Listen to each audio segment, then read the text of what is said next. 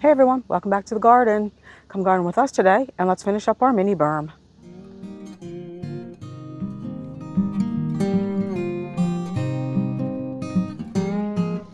So I think you guys know what I'm talking about if you watch my last video where we took out the miscanthus, the oak leaf, replaced them with two of the true passion roses and the sugar and spice arborvitae. Turn you around and show that to you. And I had said that it just seemed like it was unfinished. So we went to the plant shop yesterday, Plant Farm, my favorite one down in Lancaster County, Gross Plant Farm, and bought 99% of the plants to finish this. So I'll turn you around and show you what I mean. So we want to replace all of the daylilies. Well, I do because I think they're messy. So these 3 daylilies will be taken out and replaced with Invincibelle Wee White Hydrangeas. We bought 2 from Groff's because we have one up top of our property that we're going to repurpose down here, and replacing the Invincibelle Wee White up there will be another Haas Halo. What I want to plant here, actually, I know I had mentioned something about possibly low-scape mound chokeberries, which would be fine to help with the runoff, and at some point maybe we can fit some around the backside here and maybe one right there. But I think to replace the blue zinger grasses, I want another little quick fire because I have an arbor that I bought to go here. Don't mind the dead grass. Right in this little entryway, and I don't think it would look right with 2 different kinds of plants flanking the arbor. But because we're not ready to transplant these blue zinger grasses yet, and I'll explain why, I didn't buy the oak leaf because I didn't want it just sitting around. One more thing we have to keep watering. By the way, here is one low-scape mound that we have here, just so that you can see what it looks like. It does well in sun, a little bit of shade, not too much, and wet conditions, and it does sucker, which helps control erosion. So that's why I thought over there somewhere we could use a couple.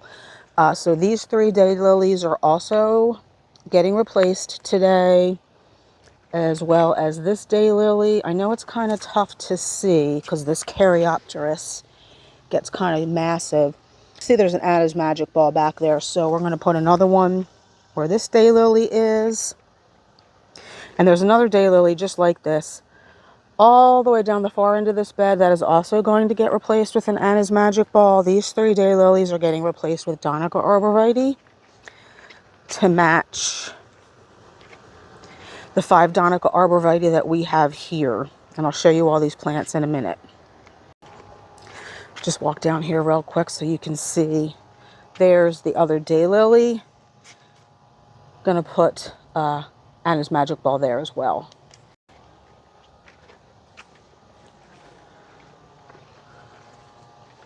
Just walking up here right now because I think everything looks so pretty.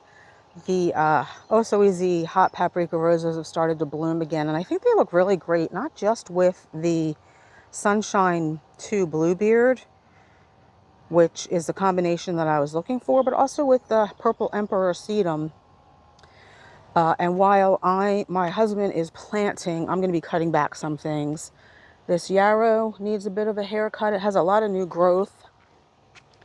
You can see at the bottom here, but there's also a lot of spent blooms.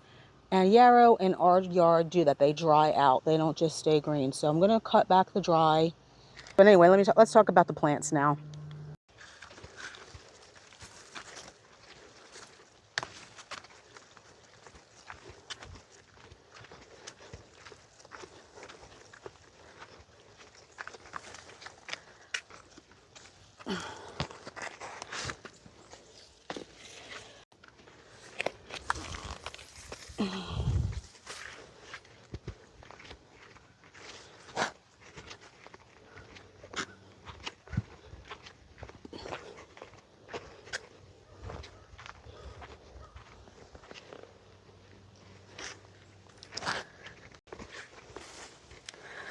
So you can see what I mean by the Donica arbs being really small compared to what's already here. Now these Donica arbs have been here for several years, but when we bought these, they were already quite big.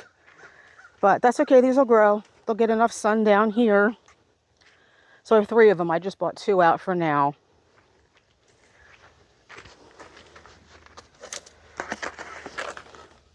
So the first thing we're going to get started doing is digging up the daylilies and putting them in containers. So we have 8 coming out. 3, 4, 5, 6, 7 here, and then the 8th one is down the end there. And these will be repurposed. We're not getting rid of them. Well, we're getting rid of them, but we're not throwing them away. We'll put them in containers, see if anybody wants them neighbor-wise. If not, and we'll do Facebook Marketplace. Somebody will get 8 free daylilies. All right, let's get started.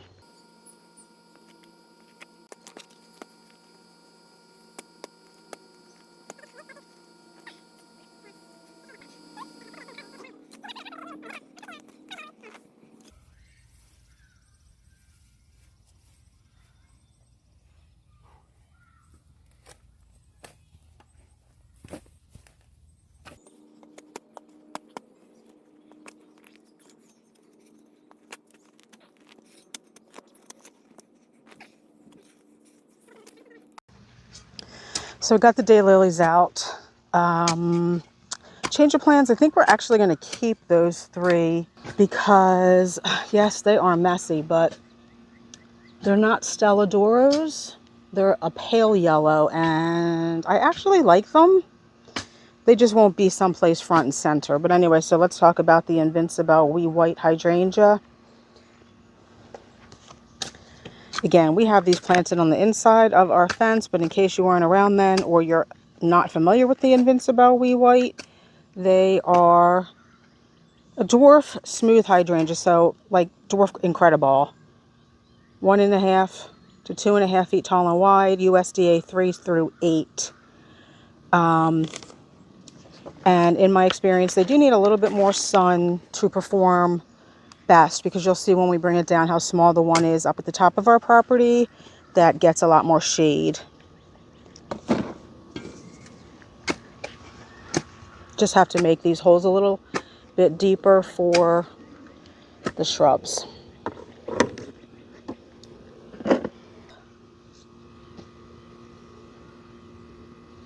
So we'll get back with you once that's completed. Actually, when my husband's working on the holes and actually getting some of the blue zinger grass away from the edge here, I'll talk to you about why we're not ready to transplant this, and I'll also show you a clip of where I thought we could use it right now. Maybe we can use our blue zinger grasses up here on this hump where a lot of invasives and weeds grow. They might help with weed suppression. But the reason why I don't think we can use it up there, had to go in and get my husband some water, is because it's very dry in that spot at the kind of the base of where the mulberries split. And blue zinger grasses do need consistently moist soil. So even though it's a little bit shady up there, I just don't think it's going to perform really well. So we'll have to find someplace else for it. And maybe that hump, we do something more shade and drought tolerant, like a Carex pennsylvanica. I don't think that's going to happen this year, but I just think that would be better there. So again, I feel like these blue zingers will have to go someplace in the shade. We don't actually have a lot of consistently moist places on our property, unless we're getting extreme rain events all the time, which we're not. We have not in the last couple years. So we'll have to find some place for the blue zingers in the shade. So in the meantime, they'll stay here until we do that. And then, like I said earlier, we will replace them with a little quickfire and our little arbor, big arbor. I forget how big it is actually because we bought it so long ago. No, I'm here with this one. Just a little bit. It's good. More. Here.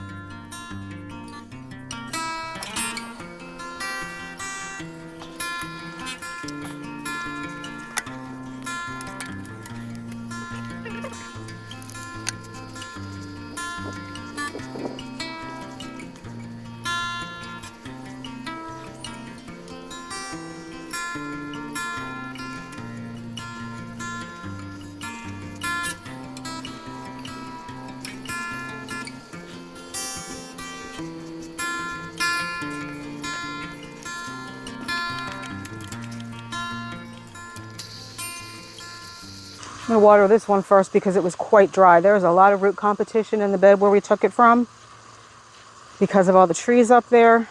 The other two I watered in their containers, so they were quite moist.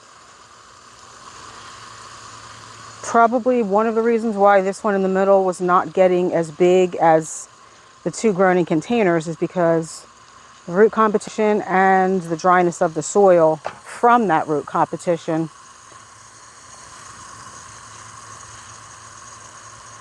Just going to make sure that it's well watered. And I'll give you a final shot. Well, you know what? We'll give you a final shot once everything's done. This took quite a bit longer than anticipated because those daylilies have extensive underground root systems and they're just a lot more difficult to get out. Uh-oh. I just created a mudslide. The one thing I got to say, we really never did a Vigo garden hose review. You pull it out and it immediately wants to go back. So that's kind of annoying. You have to pull it out quite further than you think you need in order to get enough hose to work with. So I don't really like that part of that.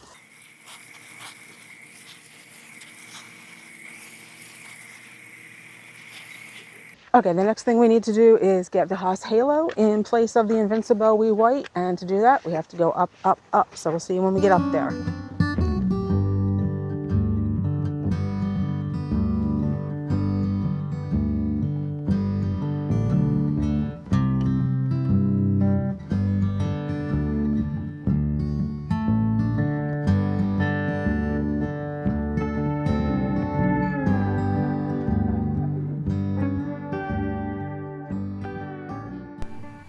So there's the Haas Halo all planted. I think it blends much more naturally with the other elements up here. Since it is a little bit more of a wild area up here, I think it looks better than the Invincibelle Wee White. It's bigger. It will provide us a little bit of privacy once it gets to be it's 5 feet tall and wide. Already has buds on it, so I'm really excited to see this one grow up here. On to the next project. Okay, the last thing to do is to get the rest of the daylilies out. We're not going to show that. I mean, you know what it looks like to be digging daylilies out. We don't need to show that. And get the Donica arbs in. I think what we'll do, and the two Anna's Magic Balls as well. So I think what we'll do is just show you those when they're in. When it's complete, we'll take a walk down the path, show you how the Donica arbs look, where the Anna's Magic Ball ended up, and we'll end up taking another look at the Invincibelle Wee White. All right, I'm just going to walk down the path one more time to give you another before, although we did get one out. So this is what these ones look like here. Quite messy. And then coming down on this side, there's one here. I did suggest that we should leave this one here because I feel like it's going to feel bare with the Anna's Magic Ball since it's not really fully grown yet. But, you know, if we're getting rid of them, let's just get rid of them. In time, maybe we can put another type of perennial there, or maybe even another Anna's Magic Ball. So that's what it looks like. One more time, the before. Okay, so here is the finished product, kind of the after. And I know this is not some big huge reveal because the Donica arbs are so tiny, but they lend an element or formality here and low maintenance that I seem to be leaning towards more and more in my garden as I get older, and give it a few seasons and these will be just as big as the other ones that we'll see as we take a walk down the path. And there's the Anna's Magic Ball. Same thing, an air of formality and low maintenance. I think I'm going to take that cloche off. We're trying to protect from deer without spraying, but I think my husband's actually going to spray. So I'm going to take that off.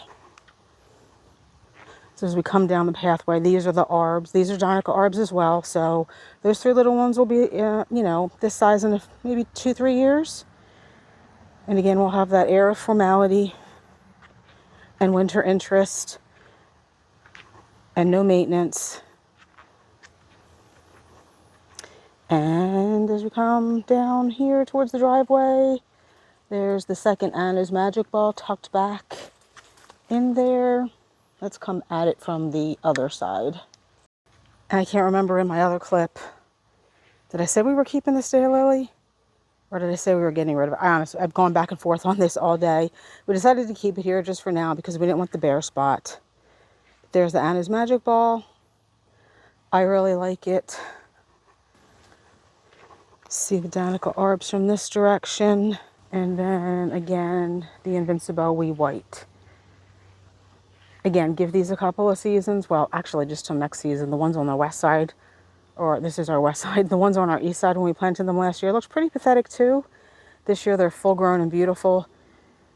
I think that one in the middle just needs to put on some growth. I'm kind of glad that the one, at least, that we bought yesterday already had some blooms on it. So we can imagine what it's going to look like when all three of them are full grown and blooming. Okay, so that's the end of this unplanned garden bed refresh. We seem to have one of those every year, but that's okay. It's good to get things done in between the big projects. It makes you feel like you're making a little bit of progress. So I hope you enjoyed. Thanks for coming along, and hopefully we'll see you in the next one. Bye.